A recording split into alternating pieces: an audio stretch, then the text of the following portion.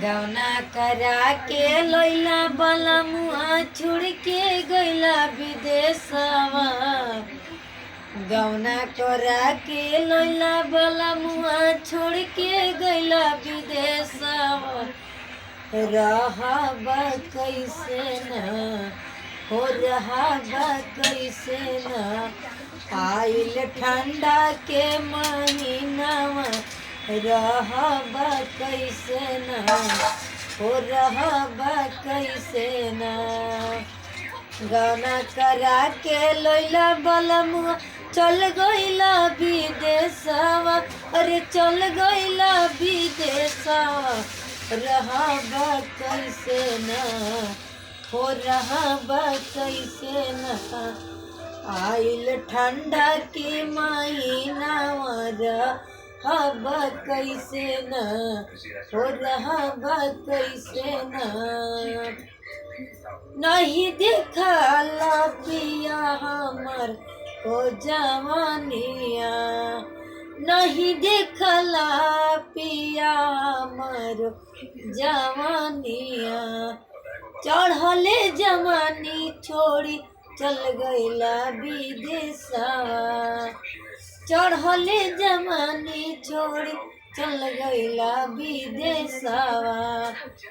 रात के पियवा सुतिल हम धर के तकियावा। जड़वा नहीं जाला ना ओ जड़वा नहीं जाला ना पियवा तोहर यादवा बहुत सतावे ना हो बहुत सतावे ना। हम तो जनैती की गौना करके लईबा घर में बैठाई चल जाइबा विदेशवा। नहीं रे करैती ना हो नहीं रे करैती ना पियवा नहीं हर से गवानावा।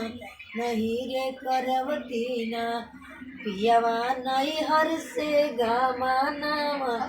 नहीं करैती ना तोहरा लया अच्छा हम नहीं हर के यारवा। तोहरा लया अच्छा हमर नहीं हर के यारवा।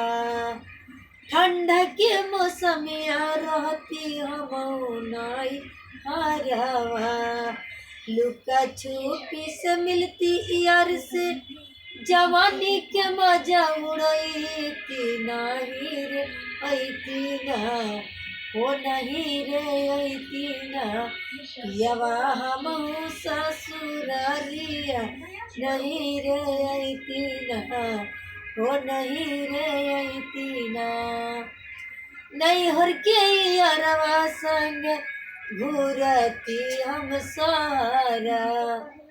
नहीं हर के अरबा संग घूरती हम सारा। चढ़ल जवानी हमर अबा ना सहाला कि यऊ सुनी लेता कोयरजिया आई रे जैताना। यऊ चुनी लेता कोयरजिया आई रे जैताना। ठंडा के महीना लेके सुतती भरे अकबरिया।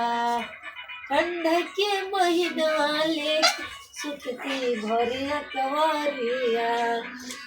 जवरे पियवा मसती उड़ैती। लंबा लंबा हमारा के किला खियैती। चिपकल रहती ठंडा में पियवा बड़ मजा आईती। चली रे ऐताना हो चली रे ऐताना छोड़ के परदेसवा वाला नौकरिया। चली रे ऐताना हो चली रे ऐताना।